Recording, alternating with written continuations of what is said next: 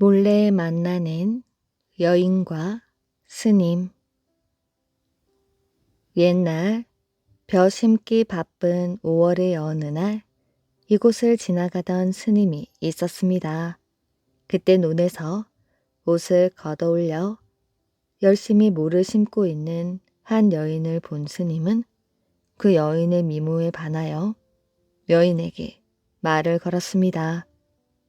주위를 살펴보니 다른 사람은 하나도 없고 여자 홀로 모를 심고 있었지요. 이보시오 보살님, 안녕하십니까? 스님은 그 여인을 보살님이라 부르며 말을 걸었습니다. 예. 여인은 대답을 하면서 스님을 쳐다보았지요. 그때 스님이 눈짓을 보내자 여인은 흠칫 놀라는 듯 하더니 이에 애교 띤 미소를 지었습니다. 보살님, 날씨가 덥습니다. 저기 나무숲 그늘에서 땀을 식힌 후에 일을 하시지요. 보아하니 얼굴이 보통이 아닌 듯한데 내가 보살님의 관상을 봐드리겠습니다. 이런 일이 있은 뒤 산속에 있던 스님은 외롭거나 여인이 생각날 때면 가끔 내려와 그 여인을 만났습니다. 그 뒤 가을이 되었지요. 스님이 살던 절과 마을 중간쯤 옛 집터에 감나무가 하나 있었는데 홍씨가 빨갛게 익어가고 있었습니다. 어느 날 사냥꾼이 이곳을 지나다가 감나무를 보고 출출하던 차에 허기를 면하려고 나무에 올라가 홍시를 따먹고 있었습니다. 그런데 산 밑에서 터벅터벅 걸어오는 발걸음 소리가 들렸지요. 사냥꾼이 가만히 지켜보니 한 여인이 올라와 바로 감나무 밑에서 누구를 기다리는지 서성이고 있었습니다. 그녀가 주위를 두리번 거리고 있을 때 위쪽에서 스님이 걸어 내려오는 것이 보였지요. 스님은 감나무 밑으로 오더니 대뜸 여인을 끌어안으며 뭐라고 속삭이는 것이었습니다. 그러자 여인이 대답하였지요. 이젠 더 이상 자주 만날 수가 없습니다. 꼬리가 길면 잡히게 마련이지요. 그러니 이젠 내년 4월 초파일에나 만나요. 쓸데없는 걱정. 정말 조심해야 해요. 우리 남편이 알게 되면 끝장이란 말이에요. 걱정 말래도 모든 일은 부처님이 지켜주실 것이야. 그런 생각은 하지 말고 매월 초하룻 날이면 오늘처럼 여기에서 꼭 만납시다. 안 된다니까요. 어허, 걱정 말래도 그러네. 아무래도 제가 이곳으로 찾아오긴 힘들어요. 짬을 낼 수가 없어요. 그렇다면 내가 마을로 찾아가지. 아, 이렇게 하면 될 거야. 남편이 장사를 나가 집을 비우는 날엔 깨진 그릇을 대문 옆 돌담 위에 올려놓고 집에 있을 땐 그 그릇을 내려놓으면 내가 그 표시에 따라 임자와 만날 수 있지 않겠나? 좋아요. 그렇게 하면 되겠네. 역시 대사님의 지혜는 아무도 따를 수 없다니까. 그러면 내가 아무 날이건 가릴 것 없이 임자 집으로 달려가 그릇이 담 위에 놓인 것을 보면 마음 놓고 임자 방으로 들어가리다. 감나무 위에서 그 모습을 지켜보고 있던 사냥꾼은 깜짝 놀랐습니다. 아무래도 안 되겠어요. 남편에게 들킬 것입니다. 정말 걱정도 발자구려. 별 이상한 걱정을 다 하는군. 걱정 마. 위에서 내려다 보시는 분께서 뒷감당을 해주실 텐데 뭘. 그 말을 듣자 아까부터 감나무 위에서 쳐다보고 있던 사냥꾼이 깜짝 놀라 외쳤습니다. 쓸데없는 소리 하지 마라. 재미는 저희들끼리 보고 뒷감당은 왜 내게 맡긴다고 하는 것이야. 이런 염치도 없는 놈들 같으니라고. 하늘에서 이런 소리가 들리자 그들은 깜짝 놀랐습니다. 그 후 스님은 그 여인이 보고 싶을 때마다 절간에서 뛰쳐나와 여인이 있는 마을로 향하였지요. 그런데 그녀가 모를 심던 논에 이르게 되면 그날 감나무 밑에서 들었던 사냥꾼의 목소리가 하늘에서 들린 목소리로 알고 그 여인의 집으로 찾아갈까 말까 망설이곤 하였지요. 그때부터 이 논을 갈까 말까 논이라고 부르기 시작했다고 합니다. 황어교와 주어교. 아주 오랜 옛날 바닷가 어느 집에 어머니와 아들이 살고 있었습니다. 아들은 목수여서 1년 내내 밖에 나가 일을 하였고 어머니는 집신을 삶았는데 아무리 해도 형편이 펴지질 않아 두 식구는 근근히 살아가고 있었습니다. 어느 날 밤 어머니가 아들을 기다리면서 집신을 삶고 있는데 한 노인이 대문 앞에 찾아와 청하였지요. 밤이 깊고 근처에 인가가 없으니 하룻밤만 묵어가게 해주십시오. 노인의 어깨에 토끼, 큰 톱 등을 둘러매고 있어서 어머니는 한눈에 노인이 목수라는 것을 알아볼 수 있었지요. 우리 집은 보다시피 가난하여 단 한 칸의 방뿐입니다. 게다가 이불도 없고요. 전 아무 데나 잘 수 있습니다. 재워주시기만 하면 어디든 상관없습니다. 이불도 필요 없고요. 그럼 어쩔 수 없군요. 들어오세요. 노인이 안으로 들어가 보니 작은 방이 하나 있는데 문은 뚫어져서 구멍이 여기저기 나 있었습니다. 그런데 방과 부엌 사이에는 벽이 없었고 나뭇잎으로 만든 가리개가 있었지요. 저는 부엌 바닥에서 자겠습니다. 노인은 부엌으로 들어갔습니다. 부엌에는 그릇이라고는 2개의 질그릇 냄비뿐이며 날씨가 쾌찬데도 불을 떼지 않았는지 아궁이 속에는 볏짚 한 가닥도 없었습니다. 노인은 부엌 한쪽 구석에서 저울 막대기를 발견하였지요. 다행이구나. 노인은 주인이 잠드는 것을 기다렸다가 도끼, 톱 등을 풀어놓고 저울 막대기를 눕혀 대패질을 했습니다. 곧 대패밥이 수북하게 나왔지요. 노인은 그 대패밥을 부엌 바닥에 깔고 덮고 하여 잠을 잤습니다. 다음날 어머니가 눈을 떠서 가리개 틈으로 부엌을 바라보니 늙은 노인의 몸 아래 위로 대패밥이 수북하였지요. 이상하네. 우리 집엔 저 많은 대패밥을 만들 만한 나무가 없는데 대체 저 대패밥은 어디서 난 것이지? 어머니가 곰곰이 생각해 보니 집에 있는 나무라곤 저울 막대기 하나뿐이었지요. 설마 저울 막대기로? 그럴 리가 없어. 그 작은 저울 막대기로는 이렇게 많은 대패밥을 만들 수 없을 텐데.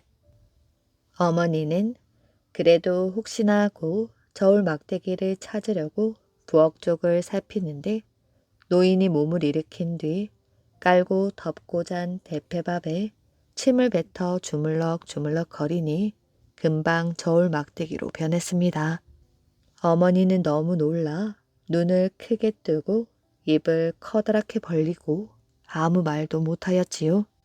그러는 사이 노인은 연장을 챙겨 집 밖으로 나갔습니다. 어머니는 아무래도 믿을 수 없어 저울 막대기를 이리저리 만져보았지요. 요술을 부린 것도 아니고 어찌 저울 막대기를 만들었지? 바로 그때 아들이 나타났습니다. 아들은 저울 막대기를 보더니 어머니께 물었습니다. 우리 집엔 낡은 저울 막대기 뿐이었는데 이건 방금 만든 것 같군요. 어디서 났습니까? 어머니가 자초지종을 설명하자 아들은 깜짝 놀라더니 바로 그분이 노반노사입니다. 노반노사란 중국의 전설적이고 신비한 목수입니다. 그래서 그랬구나. 그런데 그분은 언제 어디로 떠났습니까? 방금 동쪽으로 떠났단다. 아들은 급히 동쪽으로 달렸습니다. 해변까지 쫓아가니 과연 한 노인이 연장을 메고 걸어가고 있는 것이 보였지요. 노사님, 좀 기다려 주십시오. 아들은 큰 소리를 외치며 노인을 쫓아갔습니다. 노인이 걸음을 멈추었지요. 아들은 노인 앞으로 달려가 다짜고짜 무릎을 꿇고 사정사정했습니다. 저는 목수이기는 하나 기술이 좋지 않아 겨우 입에 풀칠하는 정도입니다. 제발 제게 기술 한 가지만 가르쳐 주십시오. 그렇게 사정을 하니 별 수 없구나. 또 너의 집에서 내가 하룻밤 신세를 졌으니 너에게 아주 중요한 기술을 한 가지 가르쳐 주지. 그리고는 바다를 가리키면서 저기 얕은 바다 속에 입을 크게 벌리고 눕거라. 아들은 바닷물 얕은 곳에 입을 크게 벌리고 누웠습니다. 그러자 노인은 목에서 이상한 소리를 내더니 침을 잔뜩 뱉어 그의 입속으로 넣었습니다. 그러나 아들은 벌떡 일어나 입으로 들어온 침을 뱉어내고 말았지요. 아휴, 더러워. 노인의 침은 바닷물 속으로 떨어졌습니다. 그러자 한때의 황어와 주어가 나타나 앞다투어 그 침을 먹어 치우기 시작했는데 황어가 주어보다 좀 더 많이 먹었습니다. 아들이 다시 노인에게 애걸하였지요. 노사님, 제발 제게 기술을 가르쳐 주십시오. 그러자 노인이 말했습니다. 이 사람아, 내가 방금 자네에게 기술을 가르쳐 주지 않았나? 그런데 자네는 받아들이지 않고 도로 뱉어내버렸지. 이젠 자네에게 가르쳐 줄 기술이 없다네. 노인은 바닷속으로 깊이 들어가더니 나중에는 안개처럼 호련히 사라져 버렸습니다. 아들은 땅을 치며 후회하였지요. 중국에서는 목수가 목기나 가구를 붙일 때 황어교나 주어교라는 아교를 쓴다고 합니다. 황어교는 황어의 기름을 삶아 절여 만든 것이고 주어교는 주어의 기름을 삶아 절여 만든 것입니다. 그런데 둘 중 황어교가 주어교보다 더 질이 좋은 아교라고 합니다. 그 까닭은 황어가 주어보다 노사의 침을 더 많이 먹었기 때문이라고 합니다. 처가 애간 바보 신랑. 옛날에 한 바보가 장가를 들어 색시를 얻게 되었지요. 그 부모가 걱정이 되어 말했습니다. 처가에서 음식을 차려주거든 만반 진수로구나 해야 무식하단 소리를 안 듣는단다. 그리고 밤에 신방에 들면 밖에서 너도 나도 구멍을 뚫고 엿볼 곳이야. 그러면 백공 청춘이로다 하고 말해야 해. 혼례를 치르고 나자 신부 집에서 음식을 차려내왔지요. 그러자 신랑이 그걸 보고서 고개를 끄덕끄덕 했습니다. 백공 청춘이로구나. 사람들이 그 말을 듣고 다들 놀리니 망신을 당하였지요. 음식을 먹는데 국 속에 무언가 딱딱한 것이 있어서 영 씹히지를 않았지요. 억지로 씹으려고 하니 이가 다 부러질 지경이었습니다. 그러자 장인이 말했습니다. 이 사람아, 그 조개는 껍질을 버리고 알맹이만 먹는 게야. 그렇게 하여 또 망신을 당하였지요. 마침 송편을 한 사발 담아서 내왔습니다. 그러자 신랑은 송편 알맹이만 먹고 껍질을 벗겨서 마당에다 던졌지요. 그러자 강아지가 송편 껍질을 맛있게 먹었습니다. 그 강아지 이빨도 좋구나. 처가 식구들은 기가 막혔지요. 그날 밤 신부와 신방에 들어 앉았는데 밖에서 사람들이 구멍을 뚫고서 엿보느라 야단이었습니다. 그러자 신랑이 그 모습을 보고 한마디 하였지요. 만반 진수로다. 그러자 사람들이 다 깔깔대고 웃어서 다시 얼굴이 빨개지고 말았습니다. 바보 신랑이 색시를 데리고 집으로 돌아왔지요. 시부모께 인사를 하고 나서 처갓 댁에 갖다 줄 이바지 음식을 장만하는데 따뜻하게 인절미를 했습니다. 색시가 콩고물을 묻히며 인절미를 썰다가 그래도 신랑을 챙긴답시고 시부모 몰래 슬쩍 인절미 하나를 들어서 신랑 손에 쥐어주었지요. 뜨거워. 그렇게 신랑이 소리를 치자 색시가 무안하여 둘러대었습니다. 콩고물이 튄 걸 가지고 뭘 그러세요? 그러자 신랑이 손에 쥔 인절미를 내밀면서 눈을 부라리는 것이었습니다. 뭐? 이게 콩고물이라고? 이렇게 큰 콩고물이 어디 있어? 색시는 그만 얼굴이 새빨개지고 말았습니다. 다음날 처가로 떠나는 아들에게 어머니가 이바지 음식을 싸주면서 말하였지요. 자, 이걸 가지고 가서 창인 장모께 구경시켜드리고 오너라. 알았어요. 네 처갓집이 어딘지 알지? 동네 이름이 염통골이니 잊지 말고 잘 찾아가야 한단다. 네. 신랑은 혹시라도 동네 이름을 잊어버릴까봐 입에다가 염통골을 달고서 처갓집을 향하였지요. 그런데 조그만 개울을 펄쩍 건너뛰다가 그 이름을 홀딱 잊어먹고 말았습니다. 뭐더라? 이름이 뭐더라? 신랑은 뭘 생각하더니 갑자기 쪼그리고 앉아서 개울물을 퍼내기 시작하였지요.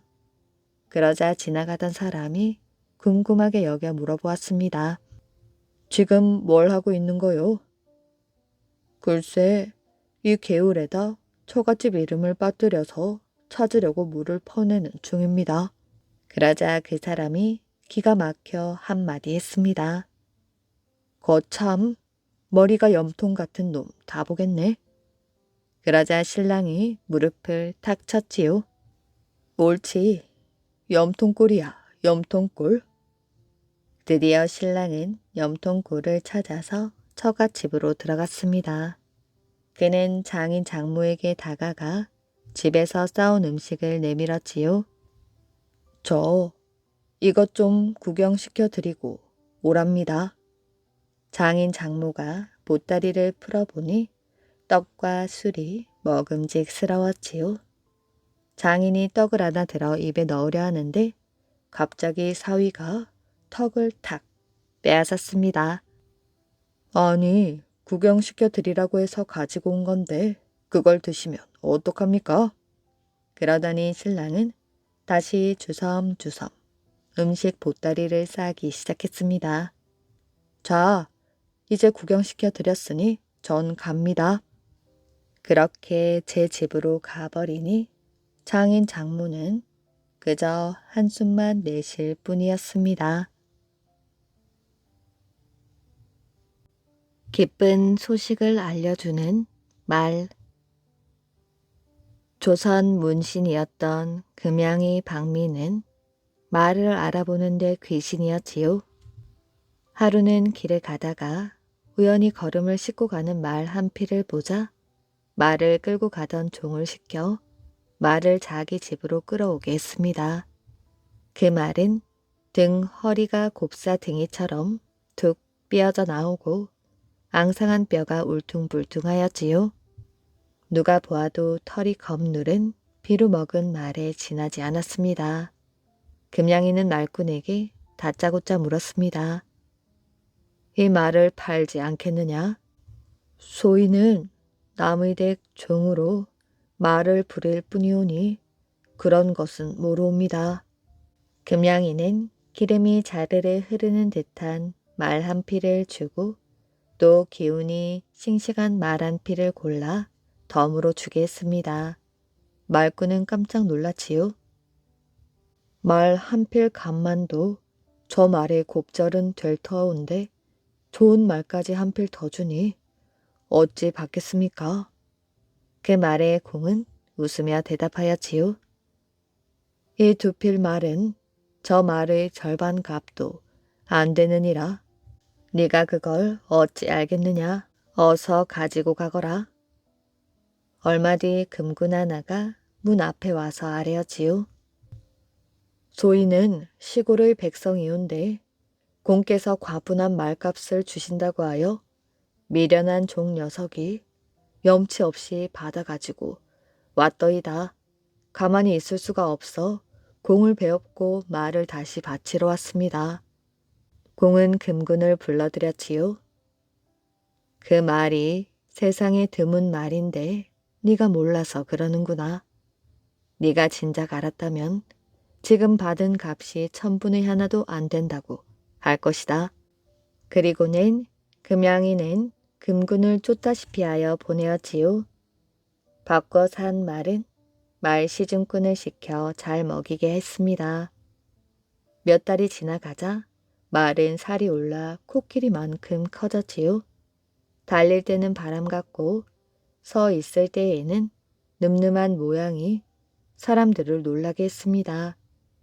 금양이는 조회를 하러 대궐에 갈 때마다 수레를 제쳐놓고 말을 타고 가곤 하였지요. 그가 말을 타고 갈라 하면 길 가던 사람들이 정신없이 바라보곤 했습니다. 그래서 금양이의 집 곱사 말의 이름을 한때 모르는 사람이 없게끔 되었지요. 광해군 때 금양이는 영광으로 기양을 가고 말은 관청에 몰수되었습니다. 광해군은 그 말을 몹시 사랑하여 늘 대궐 안에서 타고 달리며 번개처럼 빠르다고 좋아하였지요. 하루는 광해군이 경마자비를 물리치고 혼자 말을 탄 채 대궐 후원을 이리저리 달렸습니다. 그런데 갑자기 말이 가로 삐어져 달리는 바람에 광해군은 그만 땅에 떨어져 크게 다쳤지요. 말은 미친 듯이 날뛰었습니다. 나는 듯 달리는 말 앞에 누구도 감히 가까이 다가서지 못하였지요. 말은 대궐 안의 여러 문을 지나 한바탕 울음소리를 내고는 화살처럼 내달려 눈 깜짝할 사이에 사라지고 말았습니다. 금양이가 귀양살이를 하던 어느 날이었지요. 저녁 무렵 적적하게 혼자 앉아 있노라니 집 뒤 대숲 속에서 말 울음소리가 들렸습니다. 사람을 시켜 나가보게 하였더니 바로 자기의 곱사말이었지요. 등에는 왕의 안장이 얹혀 있었는데 안장끈은 다 없어지고 나무 원치만 덩그러니 남아있을 뿐이었습니다. 금양이는 깜짝 놀랐지요. 이 말이 대궐에 들어가 있은 지 이미 오래되었는데 오늘 갑자기 이렇게 찾아오다니 이상한 일이다. 이런 소문이 퍼지는 날이면 한 가지 죄를 더 짓게 될 것은 뻔한 노릇인데 마침내 그는 종을 시켜 굴을 파고 말을 감추어 두게 했습니다. 금양이는 말을 쓰다듬으며 타일렀지요. 네가 하루 동안 천리를 달려 옛 주인을 찾아왔으니 신령스러운 짐승이구나. 내 너에게 할 말이 있으니 어찌 듣지 않을까 보냐. 네가 대궐에서 도망쳐 나왔으니 그것도 죄이고 네가 내 집으로 돌아왔으니 나도 죄를 받게 되었구나. 지금 다른 수가 없어 너를 감추어 두려고 한다. 너를 살찌게 먹이고 네 목숨을 건져주려는 것이니 너에게도 지각이 있으면 부디 울음소리를 내어 다른 사람이 알게 하지 말거라. 그러고는 이 일을 아는 사람 하나를 시켜 말을 먹여 기르게 하였습니다. 말은 조용하였지요. 한 해가 넘은 어느 날이었습니다. 투레질 한 번 하지 않던 말이 갑자기 머리를 쳐들고 길게 울었지요. 그 소리가 산을 울리며 몇 리 밖까지 들렸습니다. 금양이는 크게 놀랐지요. 이 말이 오래도록 울지 않다가 갑자기 큰 소리로 울다니 반드시 무슨 일이 있는가 보다. 과연 얼마 뒤 광해군이 쫓겨나고 인조가 새로 왕위에 올랐다는 소식이 들렸습니다. 바로 말이 운 날이었지요. 금양이는 드디어 귀양에서 풀려나 조정으로 돌아와 전날처럼 그 말을 타고 다녔습니다. 그 뒤 심양으로 사신이 가게 되었지요. 사신이 떠난 지도 퍽이나 오래되어 하루만 있으면 압록강을 건너가게 되었을 때였습니다. 조정에서는 그제야 청나라에 보내는 공문 가운데 고쳐야 할 내용이 있다는 것을 알게 되었지요. 의견을 내놓는 사람들마다 금양이 곱사 말이 아니고는 제때 가 닿을 수 없다고 하였습니다. 이 일이 매우 중한지라 인조는 금양이를 불러 의향을 물었지요. 금양이가 대답했습니다. 나라의 중대한 일에 목숨도 아끼지 말아야 하겠거늘 어찌 말 한 피를 가지고 논할 바가 되겠습니까? 그러고는 말을 타고 갈 사람에게 단단히 일렀지요. 이 말이 의주에 도착하면 아예 먹이를 주지 마라.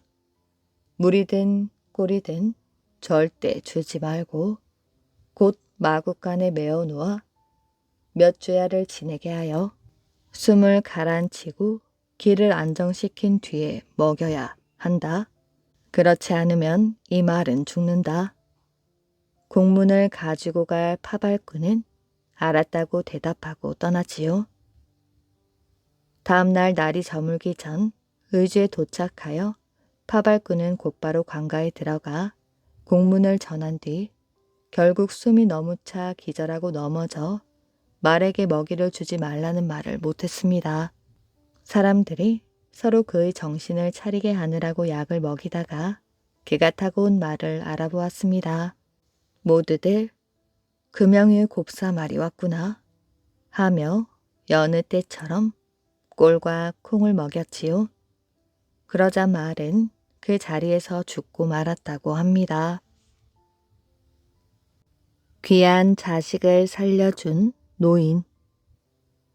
옛날에 가난하게 사는 부부가 있었습니다. 아내가 뒤늦게 아들을 하나 낳고 세상을 떠나니 형편이 말이 아니었습니다. 아버지는 집신을 삼아서 겨우 끼니를 이으면서 아들을 키웠지요. 그러던 어느 날 아들이 아버지에게 말했습니다. 아버지, 우리도 계속 이렇게 살 수는 없지요. 제가 나가서 10년 기한을 두고서 무슨 일이든 하여 돈을 벌겠습니다. 아들은 그렇게 고집을 피우더니 집을 떠났습니다. 그렇게 한번 떠나고 나더니 1년이 지나고 3년, 4년이 지나도 아무 소식이 없었지요. 아버지는 할 수 없이 집신을 삼아서 근근히 연명할 수밖에 없었습니다. 세월은 흐르고 흘러 영감 소리를 듣게 되었지요. 그렇게 낙이라고는 없이 세월을 보내던 어느 날 누군가가 편지 하나를 가져와서 전하는데 꿈에도 그리던 아들이 보낸 것이었습니다. 다른 이야기는 없었고 한양 어느 곳으로 오면 만날 수 있으니 꼭 찾아오라는 내용이었지요. 아버지는 만사를 제쳐놓고 바로 한양으로 길을 떠났습니다. 몇 날 며칠을 걷고 또 걸어서 한양 땅에 당도한 그는 물어 아들이 사는 곳으로 찾아가 보았지요. 그러자 아들이 뛰어나와 땅바닥에 엎드려 절을 했습니다. 아버지, 그간 얼마나 고생이 많으셨습니까? 이 불효한 자식을 용서하십시오. 그래, 그간 어찌 지냈단 말이냐? 아버지, 말도 마십시오. 그간 안 해본 일이 없습니다. 돈 벌기가 그렇게 어려운 줄은 몰랐습니다. 그러더니 아들은 보따리 하나를 내밀었습니다. 아버지, 그간 제가 모은 돈입니다. 이거면 논 단 마지기는 살 수 있을 거예요. 이걸 가지고 가서 논을 사 농사를 지으세요. 저는 여기서 돈을 조금만 더 벌어 내려가겠습니다. 아버지가 보따리를 열어보니 평생 한 번도 만져본 적 없는 돈꾸러미가 반짝반짝했습니다. 그걸 손에 들자니 눈물까지 고였지요. 아들의 집에서 며칠을 머문 노인은 아들이 준 단마지기 돈량을 품속에 깊이 간직하고서 시골을 향해 길을 떠났습니다. 몇 날 며칠을 길을 가는 동안 정신이 온통 돈으로만 가 있었지요. 노인은 혹시라도 잃어버릴세라 돈을 꼭 품고서 잠시도 품속에서 꺼내지 않았습니다. 그러던 어느 날 높은 고개를 넘던 노인은 고갯마루의 커다란 정자나무 아래 놓인 평상에 앉아 땀을 식히고 있었지요. 그때 문득 품속의 돈이 잘 있는지 궁금증이 났습니다. 주변을 둘러보니 마침 아무도 보이지 않았지요. 노인이 살짝 돈을 꺼내어 세어보니 영락없는 단마지기 값이었습니다. 그렇게 조금 쉬다가 다시 길을 나서 고개를 다 내려선 노인은 깜짝 놀라고 말았지요. 품속이 허전했던 것입니다. 세상에 평상 위에 그 돈을 그냥 내려놓고 온 것이었지요. 이런. 노인은 헐레벌떡 고개마루를 올라갔습니다. 땀을 뻘뻘 흘리며 겨우 정자나무 아래 도착했을 때에는 벌써 시간이 흘러 사람들이 그곳을 거쳐간 뒤였지요. 노인은 정자나무 아래를 정신없이 뒤지다가 그만 그 자리에 털썩 주저앉고 말았습니다. 그렇게 넋을 놓고 주저앉아 있는데 저만치에서 점잖게 생긴 백발 영감 하나가 다가왔지요. 왜 그러고 계십니까? 글쎄, 내 말 좀 들어보시오. 우리 아들이 한양 가서 10년 동안 몇 빠지게 일하여 모은 돈을 여기서 잠깐 쉰다 하다가 돈을 깜빡 두고 가서 홀딱 잃어버렸으니 이 기막힌 노릇을 어찌합니까? 그러자 영감이 품속에서 무엇을 꺼내는 것이었습니다. 이게 그건가요? 보니 자기가 놓고 간 돈꾸러미가 분명하였지요. 맞아요. 맞습니다. 그런데 그걸 어떻게? 내가 병상에서 이걸 보고는 혹시나 누가 집어갈까 싶어 간직하고서 주인을 기다리고 있었습니다. 가지고 가시구려. 그러자 노인은 자리에 털썩 엎드렸습니다. 고맙습니다. 정말 고맙습니다. 노인은 돈을 받아 들고 품속에 꽁꽁 간직한 다음 다시 길을 나섰지요. 한참 길을 가는데 마침 큰 비가 쏟아지더니 오랫동안 멎지 않아 큰 물이 졌습니다. 냇물을 건너야 할 텐데 물이 철철 불어 넘치고 있어 건널 엄두가 나지 않았지요.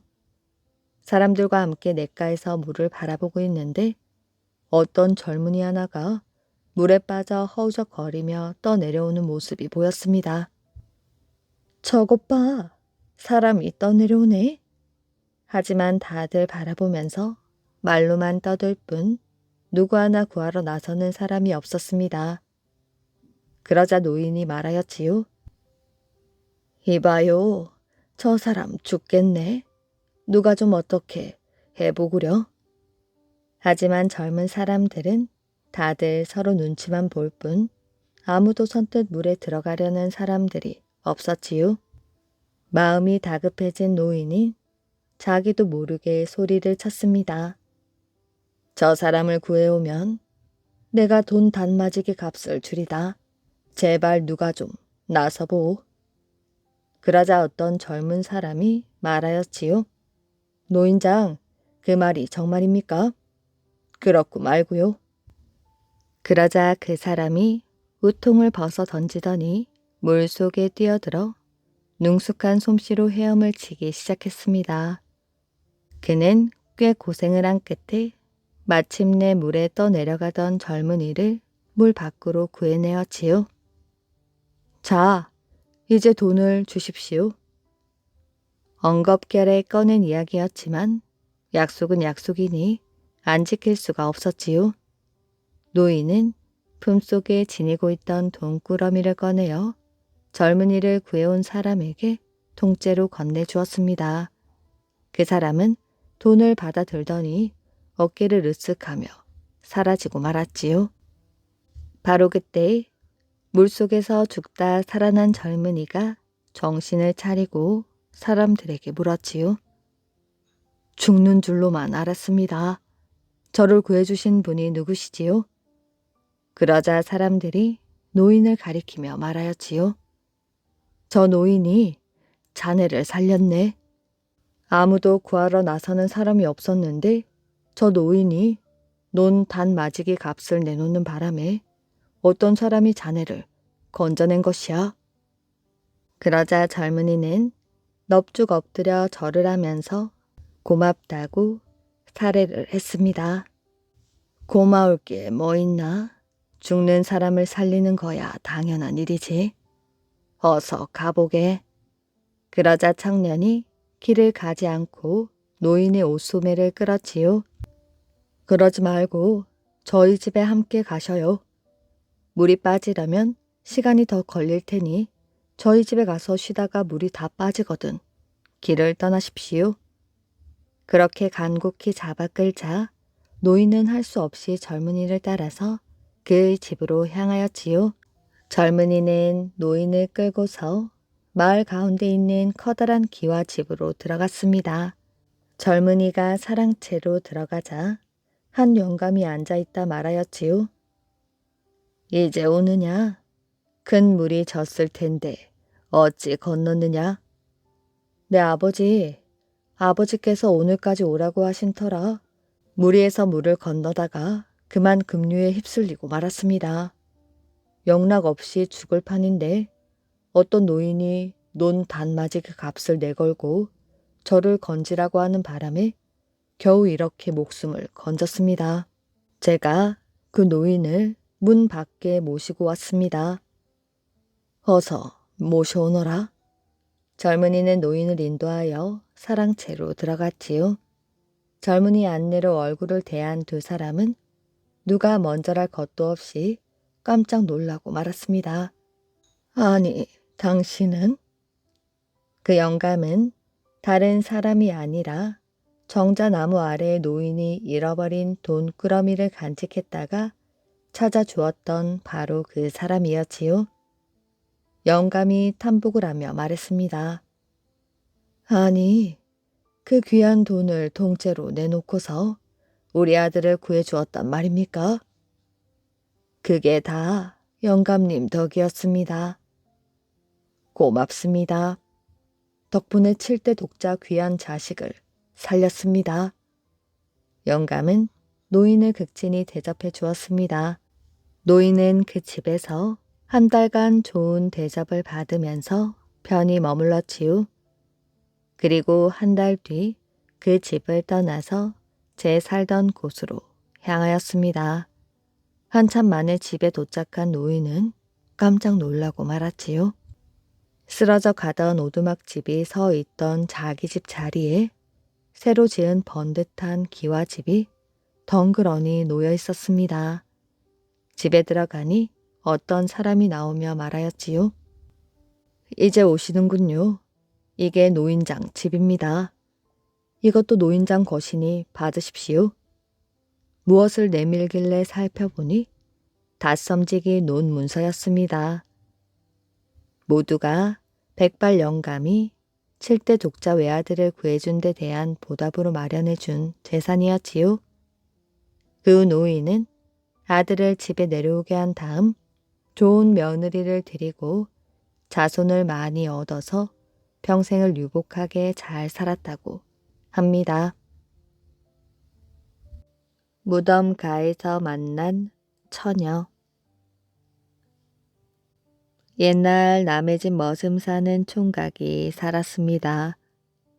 머슴 사는 총각은 몸뚱이 하나 가지고 남의 집에 붙어서 밥이나 얻어먹고 죽어라 일만 하고 살았습니다.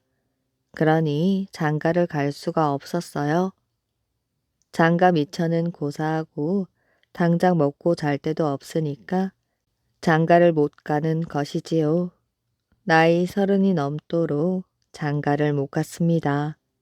그런데 이 총각이 담이 아주 컸습니다. 무서움을 안 탄단 말이지요.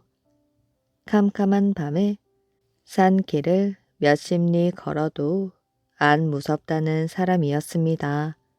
하루는 이 총각이 밤에 마시를 갔는지 동네 사람들이 많이 모여노는 사랑방에 갔습니다. 가서 이런저런 이야기를 하는데 사람들이 아주 심심하였던지 총각에게 수작을 걸었지요. 자네는 담이 그리 크다면서 캄캄한 밤에도 저 뒷산 공동묘지에 가라면 가겠는가? 그보다 더한 곳이라도 갈 수야 있지만은 일 없이 거긴 왜 갑니까? 자네 담이 얼마나 큰지 시험해 보려고 그러네. 거기 가면 상여에 넣어두는 곶집이 있는데 그 곶집에 들어가서 상여에 붙은 작은 종을 떼 가지고 오면 우리가 자네 중신을 들어줌세. 장가를 보내주겠다는 말이었지요. 갔다 오면 장가를 보내주겠다는데 망설일 게 없었습니다. 한 치 앞도 안 보이는 캄캄한 밤인데 어찌어찌하여 뒷산 공동묘지까지 갔습니다. 가서 곶집을 찾아 썩 들어갔지요. 그런데 그곳에 들어서 보니 뭔가 허연 것이 있었습니다. 이게 뭔가 하고 만져봤더니 물컹하였지요. 부싯돌을 그어 불을 켜 가지고 찬찬히 살펴보니 그것은 사람이었습니다. 웬 처녀가 쓰러져 있더란 말이지요. 숨은 붙어 있는데 정신이 없었습니다. 기절을 한 것이지요. 무슨 영문인지 몰라도 우선 사람이나 살려놓고 보자. 이렇게 생각하고 어찌어찌 샘물을 떠다 먹이고 팔 다리를 주무르고 해서 살려놓았습니다. 처녀가 눈을 뜨고 정신을 차렸단 말이지요. 총각이 말하였어요. 여기 대낮에 남자도 오기 싫어하는 곳인데 대체 무슨 일로 밤중에 여기까지 와서 이러시오? 그랬더니 처녀가 하는 말이 자기는 아무데 사는 아무개인데 산 나무를 캐러 왔다가 날은 저물고 길은 잃어 산속을 헤매다가 빈 집이 있기에 들어왔노라고 하였습니다. 들어와 보니 상여 넣어두는 곶집이라 무섭기도 하고 춥기도 하여 벌벌 떨다가 그만 기절했다고 하였지요. 그러면서 자기를 집에까지 데려다 달라고 했습니다. 그래서 처녀를 데리고 갔습니다. 캄캄한 밤중에 길도 모르는 사람을 걸리기가 못하여 들쳐업고 갔지요. 등에 업고 가는데 처녀는 엎혀서 이리로 가자 저리로 가자 하고 길을 가리켰습니다. 캄캄하여 앞이 잘 안 보이는데도 용케 잘 가리켰지요. 난생 처음 가는 길로 한참 동안이나 갔습니다. 가보니 제법 큰 마을이 있는데 집집마다 불이 환하고 사람들이 왔다 갔다 하고 아주 난리법석이 났습니다. 처녀가 그중 한 집을 가리키면서 저기 있는 저 집으로 가자고 하여 그리로 갔습니다. 처녀를 업고 마당에 떡 하고 들어서니 식구들이 달려나왔지요. 너 어디 갔다 이제 오니? 죽은 줄 알았던 딸이 살아 돌아왔다고 난리가 났습니다. 동네 사람들도 모두 모여들어서 큰 잔치판이 벌어졌지요. 처녀가 그동안 있었던 이야기를 모두 하니 이참에 아예 혼인 잔치까지 하자고 그랬습니다. 죽은 목숨을 살려준 은인이라고 어버운 처녀에게 장가를 들라는 것이지요. 그래서 혼인 잔치를 한다고 또 한바탕 난리 법석을 쳤습니다. 그러다 보니 날이 새었는데 총각은 기분이 좋아서 동네 사람들과 술잔을 주거니 받거니 하느라 시간 가는 줄도 몰랐습니다. 그런데 총각이 머슴 살던 동네에서 동네 사람들이 총각을 공동묘지에 보내놓고 이제나 저제나 기다려도 소식이 없었지요. 밤이 으슥해져도 오지 않고 첫 닭이 울어도 오지 않으니 찾아 나섰답니다. 공동묘지에 가봐도 없을 수밖에 없었지요. 그래서 여기저기 찾아다니다가 어느 개울에 난 다리를 건너는데 다리 밑에서 뭐가 철부덩거리지 뭐예요. 가만히 내려다보니 머슴 총각이 거기 있는 게 아니겠어요? 저녁에 공동묘지에 간다고 나선 사람이 다리 밑에 있었습니다. 개울물 속에서 텀벙거리고 놀고 있었지요. 뭐가 그리 기분이 좋은지 손뼉을 치고 껄껄 웃기도 하고 개울물을 떠다가 아무도 없는 허공에 대고 권커니 작거니 하고 있었습니다. 그러니 이것이 죄다 도깨비 장난이었습니다. 도깨비가 술수를 부려서 총각이 그만 헛것을 본 것이지요. 사람들이 가서 흔들어 깨우니 그제서야 총각이 정신을 차렸습니다. 도깨비에게 홀리면 그렇게 헛것을 본다는 말이 있었지요. 담이 세다고 소문난 총각을 그토록 감쪽같이 홀려놓았으니 도깨비 가운데에서도 아주 큰 도깨비였나 봅니다. 짐승 말을 알아듣는 신부. 옛날 어느 마을 윗골에 사는 천석이가 아랫골에 사는 순이에게 장가를 들었습니다. 신부는 족두리를 쓰고 원삼 입고 연지 곤지 찍고 정말 선녀처럼 아름다웠지요. 신랑은 기분이 좋아서 자꾸 웃음이 나왔습니다. 신랑이 웃으면 처갓집 보리 농사가 안 된다던데 동네 어른들이 놀려대었어요. 혼례식을 마치고 신랑이 신방에 들었습니다. 병풍이 둘러쳐진 방에 신부가 다소곳이 앉아 있었지요. 신랑이 신부 머리에 얹혀있는 족두리를 벗기고 원삼 고름을 풀었습니다. 신랑이 신부의 저고리를 막 풀려고 하는데 신부가 배시시 웃었습니다. 신부는 웃어서도 안 된다고 하여 입에 대추를 물렸었는데 배시시 웃다가 입에 물고 있는 대추를 방바닥에 떨어뜨렸습니다. 신랑은 그만 기분이 상해버렸지요. 전날 밤 신부가 웃다니 필시 제대로 배우지 못한 모양이구나. 도대체 이렇게 못 배운 사람과 어떻게 일생을 같이 산단 말인가? 신랑은 벌떡 자리를 차고 일어나 자기네 집으로 돌아가고 말았습니다. 신부는 첫날 밤에 소박을 맞아버리고 말았지요. 신랑의 아버지가 몇 달 후 사돈네 집을 찾아왔습니다.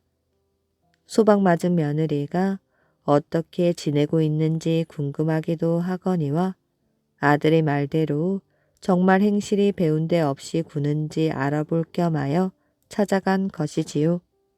자기 딸이 어떤 일로 하여 소박을 맞은 것인지 영문을 모르고 있던 신부의 아버지는 사돈이 찾아오자 반가워 어쩔 줄을 몰랐습니다.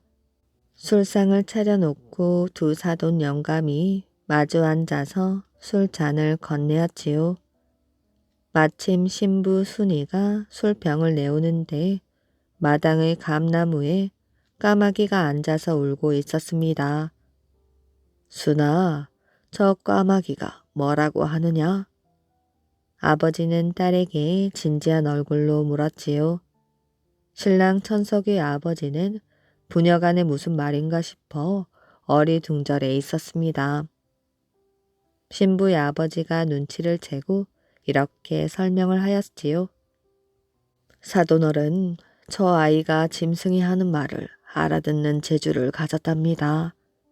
그래서 저 까마귀가 뭐라고 말하는 것인지 물어본 것입니다.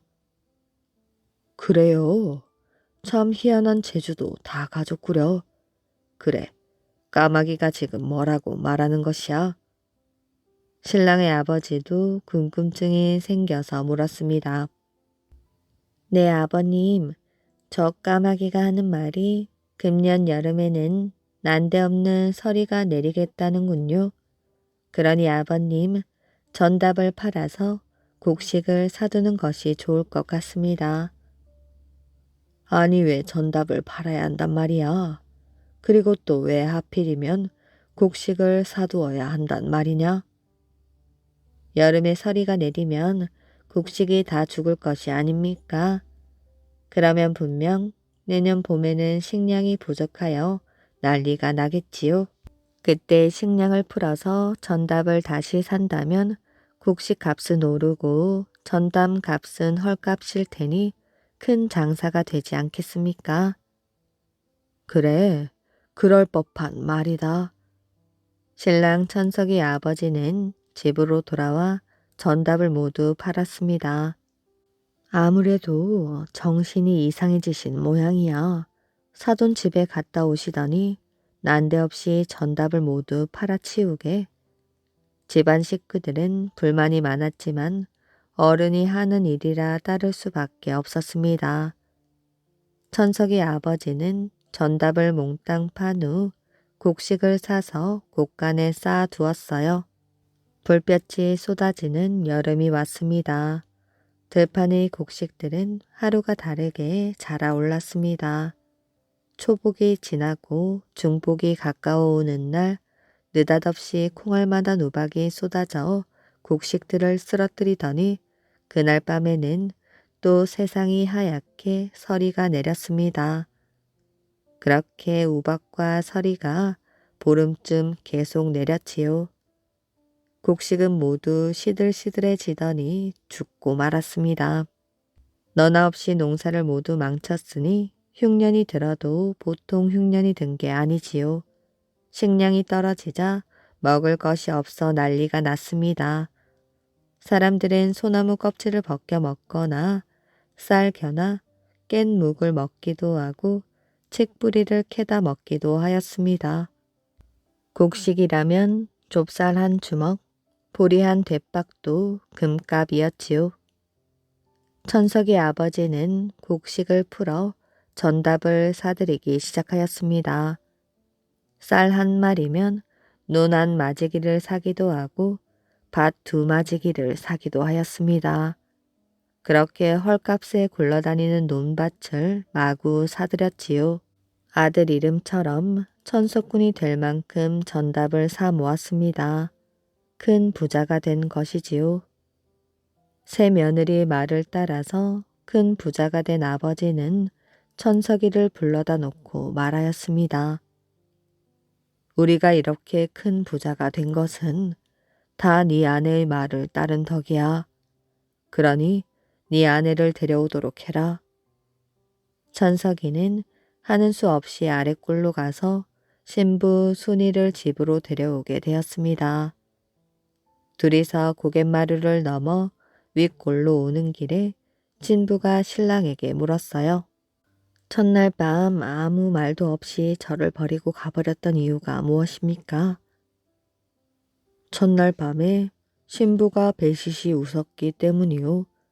신부가 웃다니 법도에 어긋나는 일 아닌가요? 그때야 신부는 그날 밤의 일이 생각이 났습니다. 그랬었구나. 그러고 생각하니 또 자꾸 웃음이 나왔습니다. 신랑 천석이는 또 화가 났지요. 이거 보시오. 아무리 보는 사람이 없는 산길 1호선이 새댁이 그렇게 큰 소리로 웃다니. 당신은 참 어쩔 수 없는 사람이구려. 아니 그런 게 아니라 첫날 밤에 쥐가 하는 말을 듣고 웃었던 것입니다. 그러면서 순이는 첫날 밤에 있었던 일을 이야기하였습니다. 신랑이 막 저고리를 풀려고 할 때 부엌에서 쥐들이 소곤거리는 소리가 들려왔습니다. 형님, 부뚜막 위 냄비에 돼지고기가 있는데 뚜껑이 덮여 있어서 꺼낼 수가 없습니다. 형쥐가 아우쥐의 머리를 쥐어박으며 이 바보야, 머리를 써봐. 머리를 써. 부뚜막을 이로 갉아서 허물면 냄비가 자빠질 것 아니야. 그러면 뚜껑이 열릴 것이야. 쥐가 하는 말이 하도 어처구니가 없어서 신부는 그만 배시시 웃음이 나왔던 것입니다. 신부 순이의 말을 듣고 신랑 천석이도 웃음이 나왔지요. 두 내외의 웃음소리가 산속에 울려 퍼져 메아리가 치고 웃음소리에 놀란 산새들이 푸드덕 날아올랐습니다. 날아오르면서 지지배배 하고 울어대었지요. 여보, 저 새들이 뭐라고 하는 것이오? 천석이는 신부의 손을 잡으며 물었지요. 아들 5, 딸 5, 10만 낳아라 그러는데요. 신부 순이는 얼굴을 붉히며 말했습니다. 이야기 재미있게 잘 들으셨나요? 오늘의 이야기는 여기까지입니다. 오늘도 이야기를 들어주셔서 정말 감사합니다. 오늘도 편안한 밤 되시길 바랍니다.